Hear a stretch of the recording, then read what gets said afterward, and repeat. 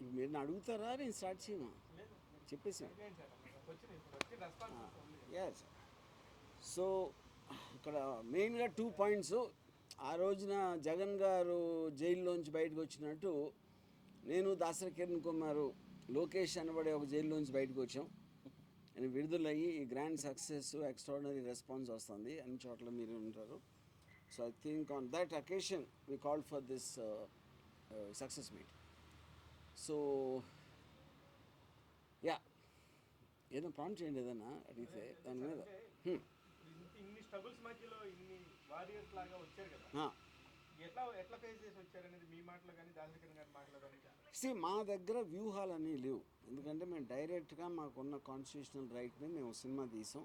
దాన్ని వాళ్ళు ఎదుర్కోవడానికి వేరే వేరే వ్యూహాలు వేశారు. మేము మాత్రం క్లియర్ కట్గా ఒక లీగల్ ప్రాసెస్లో ఆన్ ద రైట్లో వెళ్ళాం. అప్పుడు నాకు కిరణ్ గారికి కానీ మా ఎవ్వరికి కానీ వ్యూహం అనేది లేదు. వ్యూహం అనేది ఉట్టి వాళ్ళే చేశారు.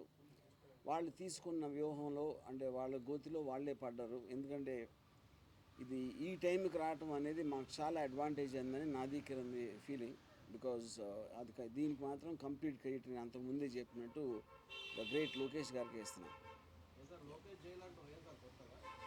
లోకేష్ జైలు అంటే అదే కదా. ఇప్పుడు అంటే ఇప్పుడు సినిమా మేము బయటికి రావడానికి మేము ప్రయత్నిస్తున్నప్పుడు లోపల అడ్డుకుని ఒక 53 రోజులు దాన్ని ఆపారు. సరిగ్గా అన్ని రోజులు చంద్రబాబు నాయుడు కూడా జైల్లో ఉన్నారు. సో దానికి రివెంజ్గా ఈయన మా సినిమాని జైల్లో పాడేశాడు 53 రోజులు. సో ఫైనల్గా ఆయన విడుదలైనట్టే మేము కూడా విడుదలై ఈరోజు సినిమా విడుదలైంది. అది ఎస్ అంటే చాలా అంటే ఇప్పుడు ఒక పొలిటికల్ ఆస్పెక్ట్లో ఎక్కడో అక్కడ కొంచెం తెలిసిన కాదే కదా దాన్ని మీడియా అంతా తెలుసు, ఎప్పటి నుంచో దాన్ని ప్రసారిస్తుంది. ఇందులో కొత్తగా ఏముంటుంది అని అనుకునే వాళ్ళకి ఇవాళ సినిమా చూసిన తర్వాత understood it is about behind the scenes, not about already మీకు ఓపెన్గా మీరు చూసింది ఏది నేను సినిమాలో టచ్ చేయలేదు.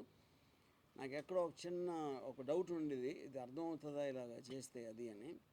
But from the response I could see that they very clearly understood audience. Yeah.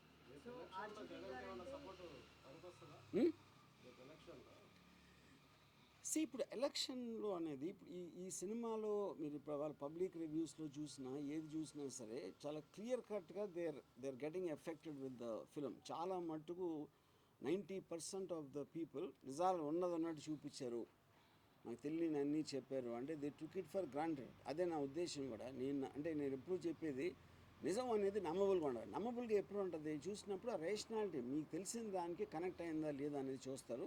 అది 100% అయ్యిందని చాలా క్లియర్ కట్గా మాకు వచ్చిన రెస్పాన్స్ బట్టి, మేము చూసిన రెస్పాన్స్ బట్టి తెలుస్తుంది.